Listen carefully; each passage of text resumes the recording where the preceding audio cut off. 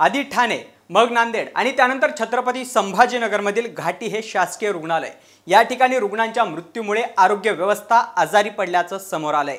पण ही आरोग्य व्यवस्था आजारी पडण्याची नेमकी कारणं काय आहेत याचा सिटी स्कॅन करणारा मॅक्स महाराष्ट्रचा हा स्पेशल रिपोर्ट। आधी कळवा येथील छत्रपती शिवाजी महाराज रुग्णालय येथे 18 रुग्णांचा मृत्यू, त्यानंतर नांदेडमध्ये 48 तासात 37 रुग्णांचा मृत्यू आणि त्यानंतर छत्रपती संभाजीनगरमधील घाटी रुग्णालयात 10 रुग्णांचा मृत्यू झाल्याची धक्कादायक घटना घडली। यानंतर या घटनांवरून सत्ताधारी आणि विरोधकांमध्ये आरोप प्रत्यारोप सुरू झाले। पण या घटना का घडल्या याचाच सिटी स्कॅन करणारा हा मॅक्स महाराष्ट्रचा रिपोर्ट आहे। यामध्ये आपण प्रत्येक स्टेप आणि प्रत्येक घटना नेमकी कशा पद्धतीने घडली आणि त्याच्या मागे नेमकी कारण काय आहेत ती 5 कारण या व्हिडिओच्या माध्यमातून पाहूयात। पहिलं कारण आहे सरकारची आरोग्य विभागाविषयी असलेली अनास्था। आरोग्य हा प्रत्येकाचा मूलभूत अधिकार आहे, मात्र आरोग्य क्षेत्रावर जीडीपीच्या 6 ते 7% खर्च करणं अपेक्षित असतं। मात्र आपल्या भारतामध्ये आरोग्य व्यवस्थेवरती जीडीपीच्या अवघा 2.1% इतकाच खर्च केला जातो। त्यामुळे भारतामध्ये ही आरोग्य व्यवस्था ही आजारी पडल्याचं आपल्याला पाहायला मिळतं। याचं दुसरं कारण नेमकं काय आहे ते पाहूयात। यातील दुसरं कारण आहे वाढणारी लोकसंख्या आणि अपुरं मनुष्यबळ। महाराष्ट्र राज्याची लोकसंख्या ही 13 कोटी इतकी, मात्र राज्यातील आरोग्य खात्यात वर्ग 1 आणि वर्ग 2 ची 2175 इतकी पदं रिक्त आहेत। याबरोबरच वर्ग क आणि वर्ग ड च्या 10,949 जागा रिक्त आहेत। त्यामुळे राज्यातील आरोग्य व्यवस्था आजारी पडल्याचं हे दुसरं कारण आपल्याला पाहायला मिळतंय। यातील तिसरं कारण नेमकं कोणतं आहे ते सुद्धा पाहूयात। शासकीय रुग्णालये आजारी पडण्याचं तिसरं कारण म्हणजे औषध खरेदीत सुसूत्रतेचा अभाव आणि औषधांचा तुटवडा।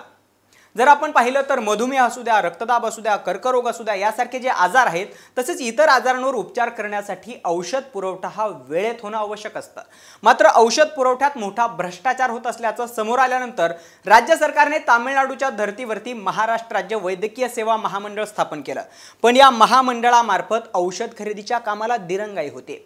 यात शासनाकडून वेळकाढूपणा केला जातोय। त्यामुळे रुग्णांना बाहेरून औषधांची खरेदी करावी लागते आणि त्यामुळे या आणखी एक महत्त्वाची बाब म्हणजे वेळेवर औषधं न मिळाल्याने रुग्णांचा मृत्यू होतोय आणि ती शक्यता सुद्धा जास्त वाढते। हे तिसरं आणि महत्त्वाचं कारण आहे महाराष्ट्रातील आरोग्य व्यवस्था आजारी पडण्याचं।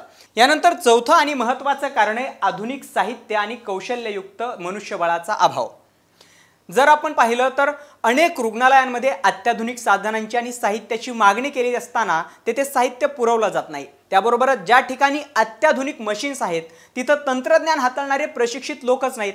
त्यामुळे अनेक ठिकाणी मशीन्स धुळखात पडल्याचं पाहायला मिळतंय आणि त्यामुळेच महाराष्ट्राची जी आरोग्य व्यवस्था आहे ही आरोग्य व्यवस्था आजारी असल्याचं पाहायला मिळतंय।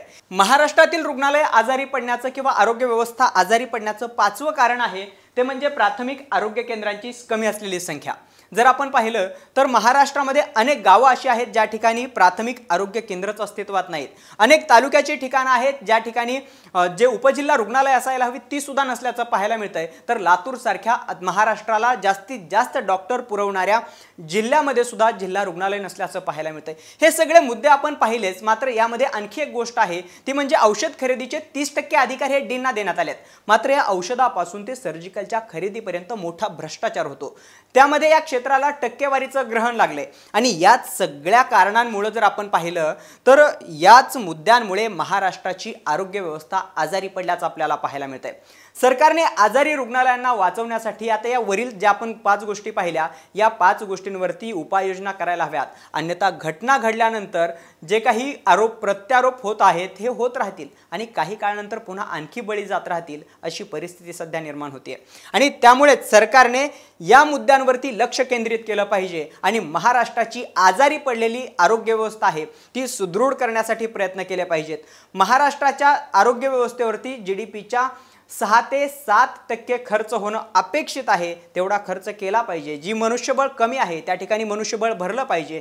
ज्या ठिकाणी डॉक्टरांची कमी आहे त्या ठिकाणी डॉक्टरांची संख्या वाढवली पाहिजे आणि सर्वसामान्यांना जास्तीत जास्त तत्परतेने आरोग्य सुविधा पुरवण्यासाठी सरकारने उपाययोजना केल्या पाहिजेत अशीच आमची भूमिका आहे। या सगळ्या व्हिडिओबद्दल तुम्हाला नेमकं काय वाटतं याबरोबरच आणखी तुमच्या मनामध्ये काही प्रश्न असतील तर ते कमेंट बॉक्समध्ये नक्की कळवा आणि महाराष्ट्राची आरोग्य व्यवस्था जी आजारी आहे ही आजारी असलेली आरोग्य व्यवस्था सुधारण्यासाठी तुमच्याकडे काही उपाययोजनाही असतील तर तेही तुम्ही आम्हाला कमेंट बॉक्समध्ये नक्की सांगा आणि पाहत रहा मॅक्स महाराष्ट्र।